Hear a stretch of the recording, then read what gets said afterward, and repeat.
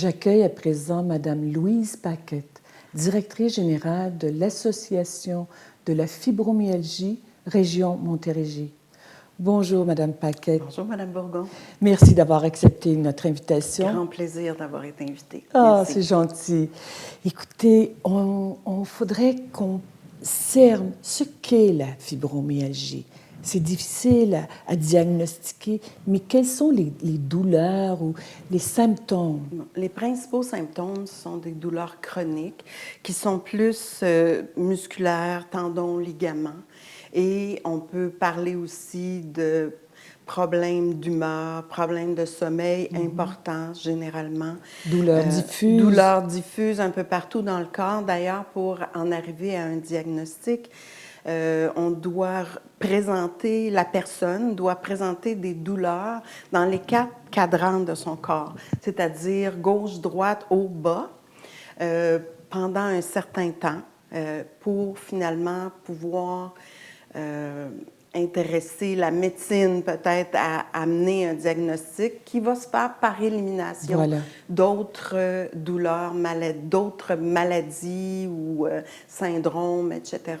Ce qui fait que parfois, ça peut être long, parfois c'est plus court, dépendamment si on a la chance d'avoir un médecin de famille ou pas.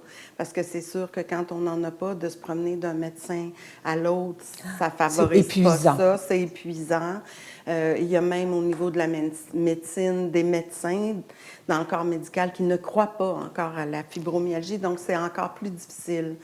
Douleurs chroniques et fibromyalgie, c'est semblable. C'est très, très, très similaire. Quasi indissociable, moi, je pense, personnellement. Mais souvent, on va essayer de mettre une étiquette sur l'un ou sur l'autre, alors que souvent, il y a les deux. Et qu'est-ce que l'Association de la fibromyalgie Région Montérégie peut faire pour les personnes atteintes de fibromyalgie? En fait, dans notre mission, l'association s'est donnée comme mission d'aider, de soutenir les personnes atteintes de fibromyalgie.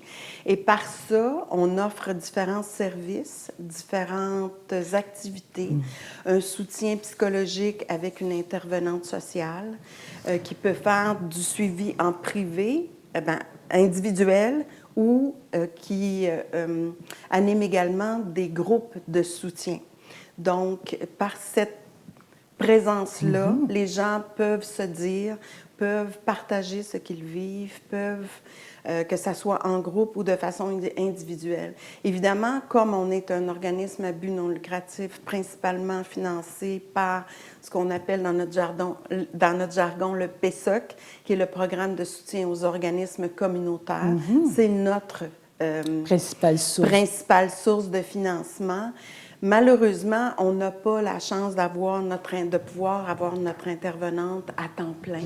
Elle est là seulement à temps partiel, mais c'est pour ça qu'elle ne va pas faire des suivis de longue durée, mais elle va finir par référer ou inciter les personnes à aller consulter à presque un premier diagnostic de la situation. Ça peut être ça aussi. Mais c'est formidable d'avoir une intervenante psychosociale. Oui. On se considère vraiment chanceux. Absolument. Dans nos demandes, à chaque année, on demande des suppléments budgétaires pour pouvoir en avoir une à temps plein. Absolument. Parce que le besoin est grand, et de plus en plus grand d'ailleurs, avec toute la situation financière actuelle, tout le stress psychologique relié à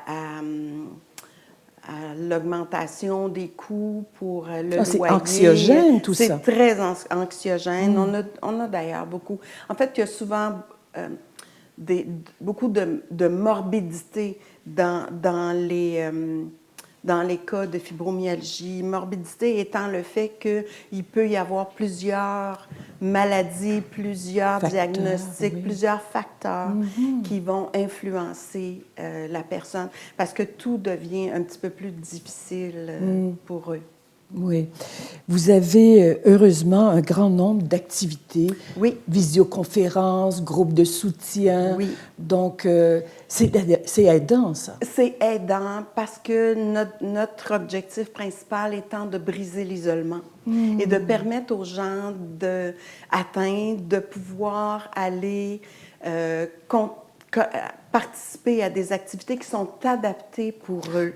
Parce que je prends en compte, admettons, comme on offre un cours d'aquaforme, Oui. mais c'est un cours d'aquaforme adapté. Donc, c'est selon la capacité physique. On a eu des cours de Feldenkrais, on a eu des cours de yoga, c'est toujours adapté. On a une chorale, on a vraiment beaucoup, beaucoup d'activités, des ateliers créatifs où là, on essaie d'oublier nos petits bobos, nos malaises pour pouvoir créer un bijou, une peinture, des choses comme ça. Jamais sous-estimer l'art-thérapie. Absolument pas. On a d'ailleurs offert cette activité à plusieurs reprises. Formidable. Parlez-moi de Fibro et moi. La Fibro et moi, oui, c'est une série d'ateliers qui est animée d'ailleurs par notre intervenante sociale, qui a des thèmes vraiment particuliers à chacune des rencontres. Et dans le cadre desquels, bon, on offre ça 2 fois par année à 2 sessions indépendantes. On offre à l'automne et au printemps.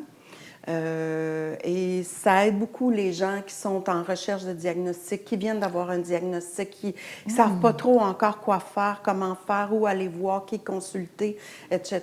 Donc, c'est très aidant pour ces personnes-là. Ah, c'est formidable, ça, Oui, vraiment. Oui, on est très fiers de ça. Oui, vous avez même une chorale. Oui, on a une chorale parce que pour nous, chanter, c'est la santé. Absolument. Donc, on a une chorale qui fait quelques prestations en cours d'année. Il y a des liens très, très forts qui se tissent d'ailleurs. Moi, ça me rend très heureuse quand je vois qu'il y a beaucoup d'amitiés qui se sont créées, que ces personnes-là se voient même solidaires. en dehors, oui, de nos activités. Donc, ça me remplit de bonheur quand je vois ça. Mais briser l'isolement, c'est l'ouverture vers l'autre. Hein? Oui, absolument, absolument. Et d'ailleurs, cette année, pour permettre ça encore plus, pour favoriser la venue de tout ce beau monde chez nous, on a éliminé cette année les frais d'adhésion pour permettre aux gens qui vivent beaucoup de précarité financière, absolument, de pouvoir s'inscrire à des activités. On essaie de faire des activités qui ne coûtent pas cher, le moins cher possible, voire gratuites. Donc, on essaie vraiment de créer ces liens-là avec ces gens-là. C'est extraordinaire. Donc, le programme, c'est ce qui fait le programme, le Fonds du cœur. Oui, ben en fait, le programme du Fonds du cœur, c'est un petit peu, c'est vraiment un programme particulier pour des gens qui n'auraient pas les moyens de s'inscrire à des activités. Le Fonds du cœur, après une analyse de dossier par notre intervenante, va payer ses frais d'adhésion, ses frais, mais pas cette année, mais les frais pour participer à l'activité. Et sans ça, c'est combien les frais pour adhérer? Ça dépend. Chaque activité est indépendante, donc voilà. On essaie d'aller toujours au moins cher possible. Merci de tout cœur pour cet entretien qui était fort intéressant. Merci à vous. Oui. Je vous souhaite une bonne fin de journée. À vous de même. Portez-vous bien. Merci.